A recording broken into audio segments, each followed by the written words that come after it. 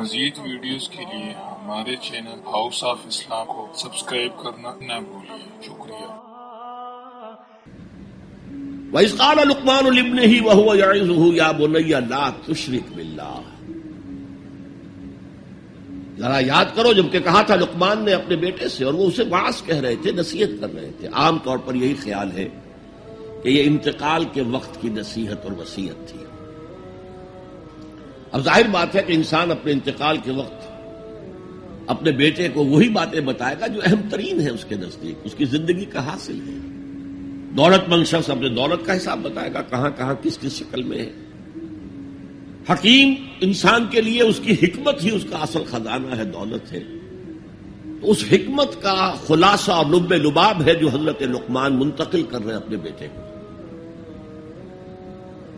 اسی کو اقبال نے کہا تھا کہ یہی ہے متاع فقیر، میرے قافلے میں لٹا دے اسے، لٹا دے ٹھکانے لگا دے اسے۔ میرے پاس جو حکمت ہے، جو بھی میں نے قرآن سے اخذ کی ہے حکمت، یہی کچھ ہے۔ ساقی متاع فقیر، اس اے ساقی متاع فقیر یہی کچھ ہے، میرے قافلے میں لٹا دے اسے، لٹا دے ٹھکانے لگا دے اسے۔ اب حضرت لقمان کیا کہہ رہے ہیں؟ پہلی وصیت، پہلی نصیحت، اللہ کے ساتھ شرک نہ کرنا۔ یہ بھی عقل کا تقاضا ہے۔ یہ پورا نظام کائنات کا اتنا مرکزیت لیے ہوئے ہے، اس کے اجزاء آپس میں اس طرح مربوط ہیں کہ یہاں کنٹرول کسی ایک ہی ہستی کا چل سکتا ہے، دو کا نہیں۔ دو کا ہوگا لفسدتا، اللہ کے سوا بھی کوئی الہ ہوتا تو کائنات میں فساد ہو جاتا۔ ایک کی مرضی یہ ہے، دوسرے کی یہ ہے۔ قرآن میں یہ بھی آیا ہے کہ پھر ہر جو الہ، ہر خالق اپنی شے لے کے علیحدہ ہو جائے گا۔ ایک ہستی ہے جو اس کائنات کو کنٹرول کر رہی ہے، ایک ذہن ہے جو اس کائنات میں کار فرما ہے، ایک حکمت ہے جو اس پوری کریشن کی پشت پر ہے۔ ایک قل هو اللہ احد۔ اب اس کے بعد پھر حضرت لقمان کی نصیحت، یا بنی انہا ان تک مثقال حبۃ من خردل، اے میرے بچے، انہا اس میں عمل کا معاملہ ہے، عمل سیئہ ہو یا حسنہ ہو، ہا کی ضمیر مؤنث آئی ہے۔ انہا نیکی ہو یا بدی ہو، انہا ان تکو مثقال حبۃ من خردل، اگر وہ رائی کے دانے کے ہم وزن بھی ہو، پھر وہ نیکی یا بدی، فتکن فی صخرۃ، کسی چٹان کے پیٹ میں گھس کر کیا گیا ہو، او فی السماوات، یا فضاؤں میں کیا گیا ہو، خلاؤں میں کیا گیا ہو، او فی الارض، یا زمین کے پیٹ میں کیا گیا ہو، یات بہ اللہ، اللہ اسے لے آئے گا۔ کائے کے لیے لے آئے گا؟ جزا و سزا کے لیے لے آئے گا۔ انسانی اعمال میرے بیٹے یہ جان لو ضائع ہونے والی چیزیں نہیں، ان کے بدلے نکلیں گے، ان کے نتائج نکلیں گے، ان کے بدلے مل کر رہیں گے۔ چھوٹی سی چھوٹی چیز بھی، رائی کے دانے کے ہم وزن بھی ہو، مثقال ثقل سے بنا ہے، ثقل کہتے ہیں بوجھ کو، تو اگر وہ رائی کے دانے کے ہم وزن بھی ہوگا تو کہیں نہیں چھپے گا۔ اسی لیے آیا تھا فَمَنْ يَعْمَلْ مِثْقَالَ ذَرَّةٍ خَيْرًا يَرَهُ وَمَنْ يَعْمَلْ مِثْقَالَ ذَرَّةٍ شَرًّا يَرَهُ۔ کسی نے اگر ذرے کے ہم وزن نیکی کی ہوگی وہ بھی اپنے سامنے پائے گا، اور ذرے کے ہم وزن کوئی بدی کی ہوگی وہ بھی سامنے پائے گا۔ ان اللہ لطیف خبیر، یقیناً اللہ تعالی لطیف ہے، باریک بین ہے، اور خبیر ہے، باخبر ہے، ہر شے سے باخبر ہے۔ لا یخفی علیہ شیء فی الارض ولا فی السماء، کوئی شے اس پر مخفی نہیں ہے، نہ زمین کی نہ آسمانوں کی۔ تیسری نصیحت، یا بنی اقم الصلاۃ وامر بالمعروف وانہی عن المنکر واصبر علی ما اصابک، اے میرے بچے نماز قائم رکھ، اب نماز سے مراد کون سی نماز ہے؟ آپ اس سے اپنی نماز نہ سمجھیے. ہم سے پہلے بنی اسرائیل کے اندر کچھ اور نماز کی شکل تھی، ہمیں کچھ اور نماز کی شکل دی گئی ہے، ہمیں نماز کے اوقات اور دیے گئے، ان کے کچھ اور تھے. لیکن کیا شے مشترک ہے؟ اللہ کے ساتھ ایک لو لگانے کی شکل،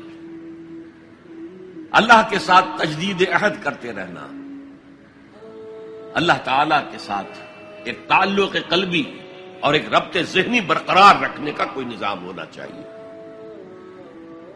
وہ ستون مانو اسے، الصلاۃ عماد الدین. تو نماز قائم رکھ، میں نے ترجمہ رکھ کیا ہے، کر نہیں. ظاہر بات ہے کہ لقمان بھی نماز پڑھتے ہوں گے، جو بھی نماز تھی ان کی، اور یقیناً ان کا بیٹا بھی پڑھتا ہوگا. اس لیے یہاں نماز قائم کر کی بجائے بہتر ترجمہ ہے نماز قائم رکھ. وامر بالمعروف ونہی عن المنکر. اب پھر فطرت کا معاملہ آ گیا. فطرت انسانی واقف ہے کہ یہ شر ہے، یہ خیر ہے. جسے میں نے اس سے پہلے کہا ہے کئی مرتبہ، بیسک ہیومن موریلٹی، جو پوری انسانیت کی میراث ہے، ہر مذہب میں وہی ہے. اسی کی بنیاد پر کچھ لوگ ڈیولپ کرتے ہیں فلسفہ وحدت ادیان، لیکن وہ بات درست نہیں ہے. البتہ یہ کہ جہاں تک بنیادی اخلاقی تعلیمات ہیں وہ مشترک ہیں، وہ انسانوں کی مشترک میراث ہے. جھوٹ مت بولو، سچ بولو، وعدہ خلافی نہ کرو، وعدہ پورا کرو. راہ میں کوئی بھٹک رہا ہو تو راستہ دکھاؤ، کوئی اندھا ہے تو انگلی پکڑ کر اسے سڑک پار کرا دو. یہ فطرت انسانی ہے. اس پہلو سے معروف کا لفظ آیا، نیکی کا لفظ نہیں آیا یہاں. جانی پہچانی شے. اذا ساعت کا سیئتوں کا وحرت کا حسنتوں کا فانت مومن. اگر تمہیں کوئی نیکی کا کام کر کے مسرت حاصل ہو، دل میں انشراح ہو جائے اللہ نے مجھے توفیق دی، اور کوئی برا کام کر کے برا لگے یہ میں نے کیا کر دیا، نہیں کرنا چاہیے تھا، تو تم مومن. تو معروف شے ہے، جانی پہچانی چیز ہے نیکی. اور منکر ہے، فطرت انسانی ابا کرتی ہے برائی سے. یہ علیحدہ بات ہے کہ انسان جو ہے اپنی فطرت کے خلاف چلتا ہے، اپنے مفادات کو دیکھتا ہے، دنیا پرستی میں غرق ہو گیا ہے کہ اندر سے اس کا ضمیر کانشنس اسے ملامت کرتا ہے، تم غلط کام کر رہے.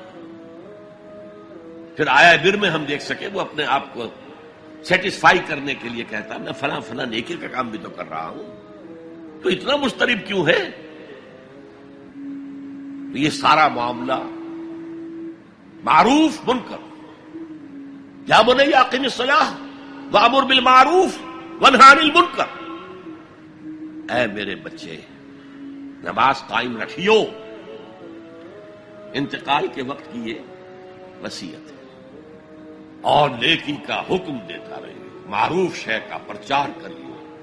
یہ وہی مضمون آ گیا سورۃ العصر کا، والعصر ان الانسان لفی خسر الا الذین آمنوا وعملوا الصالحات وتواصوا بالحق وتواصوا بالصبر. یا بنی اقم الصلاۃ، یہ عمل صالح. شرک سے بچ گئے، یہ ایمان ہے، توحید ہے. وامر بالمعروف ونہی عن المنکر، حکم دے نیکی کا، بھلائی کا، معروف کا، اور روک منع کر منکر سے، جس سے اباح کرتی ہے انسان کی فطرت، جس میں وہ جانتی ہے کہ یہ کام اچھا نہیں. وَاصْبِرْ عَلَىٰ مَا أَصَابَكَ، وہ صبر بھی آ گیا، وَتَوَاصَوْا بِالصَّبْرِ، اور پھر جو بیتے اس پر صبر کیجو. اس لیے کہ امر بالمعروف اور نہی عن المنکر بڑا کڑوا فعل ہے. یہ خاص طور پر نہی عن المنکر کسی کو اچھا نہیں لگتا، ریزنٹمنٹ ہوتی ہے. بچے بھی جیسا کہ میں عرض کر چکا ہوں، اگر آپ کہہ دیں بھئی یہاں مت کھیلو، یہ کھیلنے کی جگہ نہیں ہے، تو پھر اکثر و بیشتر اپنی عزت سلامت لے کر گھر جانا ممکن نہیں ہوگا. اور جو سب سے بڑا حق ہے،